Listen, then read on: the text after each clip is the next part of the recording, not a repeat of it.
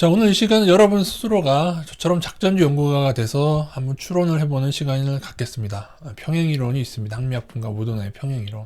제가 지난 시간에 한미약품에 가졌던 의혹과 모더나나 화이자에 가졌던 의혹, 제가 모더나만큼은 약간 한미약품급이라고 했죠. 한미약품보다는 조금 덜하지만 그래도 한미약품처럼 이렇게 실마리를 잡을 수 있다라고 말씀을 드렸죠. 제가 한 가지 빼먹은 게 있는데 이것도 대단히 중요한 내용입니다. 왜냐하면 한미약품을 제가 뭔가 문제가 있다고 판단한 그 실마리 중에 하나를 말씀드릴 테니까 그것이 지금 모더나 화이자와 뭐가 한번 같은 꼴인지 평행이론이 있는지 한번 여러분이 생각해 보시기 바라겠습니다.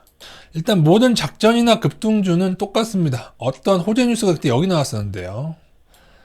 그 전에 끌어올린다. 모더나 긴급 승인 전에 끌어올려졌죠. 아니 사실 코로나 개발한다고 하기 그때도 끌어올려졌고 몇 번에 걸쳐서 끌어올려진 상태입니다. 평행이론 첫 번째 주가는 끌어올려졌다. 맞죠? 그리고 누군가는 먼저 팝니다. 한미약품도 그랬고요. 그런 정황들이 이미 나와 있고 뭔가가 수급에 문제가 있습니다. 주가는 끌어올려져서 언제냐면 호재 뉴스 날 누군가 먼저 판다. 특별히 한미약품은 제가 조금 더 강하게 얘기할 수 있었던 것이 요겁니다. 제가 요 얘기를 드린 적이 없는데 호재 뉴스가 겹친다. 어떤 얘기냐면요. 그 당시 폐암 신약 하나랑 그 다음에 무슨 당뇨인가 뭔가 당뇨인지 뭔지 모르겠어요. 하여튼 그 두 가지가 있는데 그 두 가지 계약 체결 뉴스가 3일 간격으로 빵빵 터집니다. 3일 간격이었어요. 여러분 신약은 신약대로 연구를 했을 거고 당뇨인가 뭔가 하도 이거대로 연구했을 텐데 과연 이 둘의 계약 체결 시기가 2, 3일 간격으로 빵빵 터지게 될 확률이 얼마라고 여러분 생각하십니까? 자, 이 3번에 대한 요거에 대한 평행이론을 여러분 요거를 맞추실 분이 계실까요? 한번 맞춰보세요. 요게 왜 모더나와 겹치는가? 사실 모더나와 겹치는 게 아니라 모더나 화이자와 겹치는 것입니다. 왜냐하면 여러분 잘 보세요. 모더나와 화이자의 긴급 승인 시기가 희한하게 비슷한 시기라는 점을 저는 주목을 합니다. 그죠? 그리고 모더나 화이자 뭐 한미약품처럼 아주 뭐 가깝진 않지만 그래도 비슷한 시기 둘 다 백신이 되면서 둘 다 글로벌 증시를 한 단계 뻥 띄우는데 둘 다 일조를 하게 됩니다. 이러한 포인트를 저는 꼭 이러한 실마리를 놓치지 않습니다. 개발도 다르고 뭔가 다 달랐을 텐데 이들이 그것을 긴급 승인하는 시기가 겹친다. 우연의 일치일까요? 그리고 글로벌 증시는 화들짝 올랐고 요 시기만 잘 알고 있었다면은 월가가 만약 그걸 알고 있었다면은 역시 주식놀이 선물놀이를 할 수 있었던 것이죠. 그리고 또 하나 글로벌 제약사들의 연루가 되어 있습니다. 한미약품도 계약 체결 당사자가 누구였냐면 얀센이었고 어느 우리나라 영진약품이던가 어디던가는 화이자랑 한 다음에 파기됩니다. 영진약품인지 잘 모르겠습니다. 제가 나중에 확인시켜 드리겠습니다. 화이자나 얀센 글로벌 가장 좋은 기업들이 이러한 주가의 작전에 신약 작전에 이런 신약의 가짜 계약 체결에 연루되어 있었다.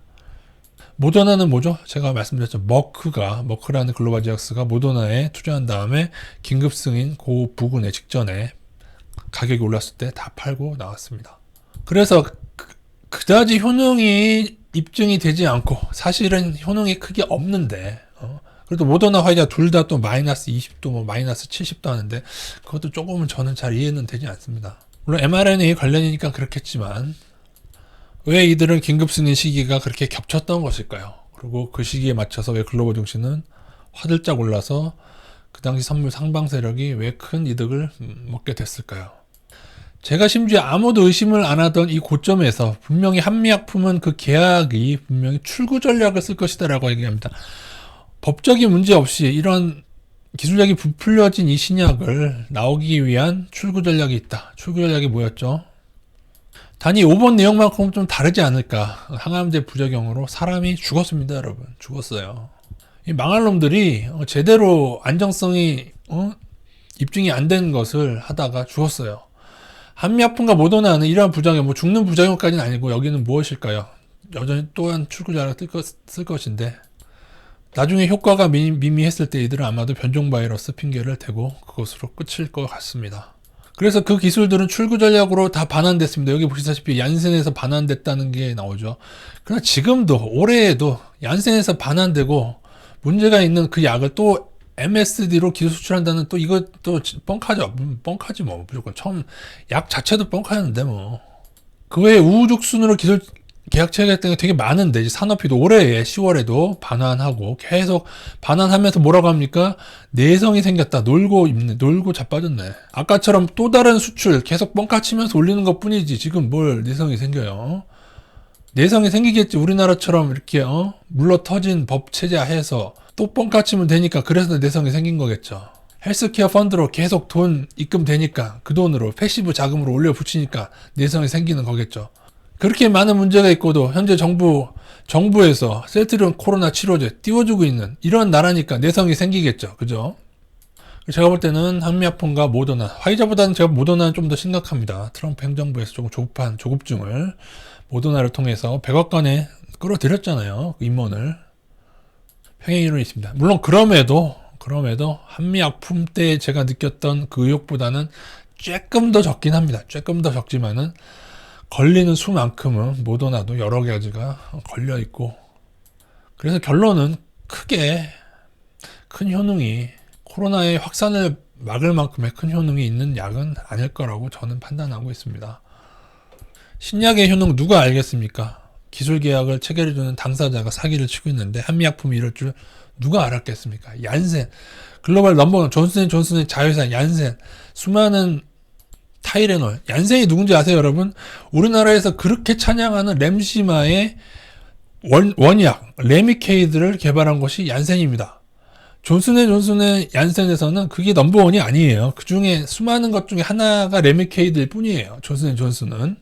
그런 기업의 시총이 작년 이거 확인했을 때 올해 총과 작년에 400조 원이었는데 지금 우리나라 시총 보세요. 장난도 아니에요. 지금 셀트리온이 뭐 신약도 없는 기업이 70조 원, 삼성바이오 마찬가지고요.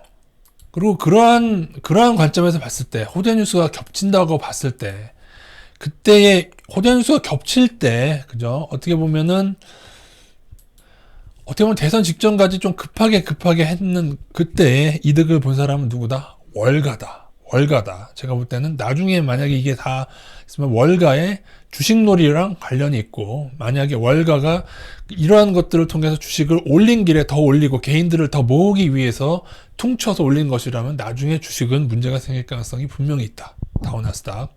그 명까지 여러분이 얻어가시면 되겠습니다. 앞으로는 제가 상세히 제가 왜 작전주다 느꼈던 것들을 상세히 설명드리고, 누구나 다 저와 같은 지식을 얻게 된다면은 셀트리온이든 산반의 SK바이오팜이든 뭐 메지온이든 알테오젠이든 뭐 이거저거 할 거 없이 코미팜이든 간에 젠백스 뭐 진원생명과학 신풍제약 많아요. 지금도 한 30개 종목 넘습니다. 아주 위험한 종목들이 제약주에 동일한 생각을 하게 되시리라 믿습니다.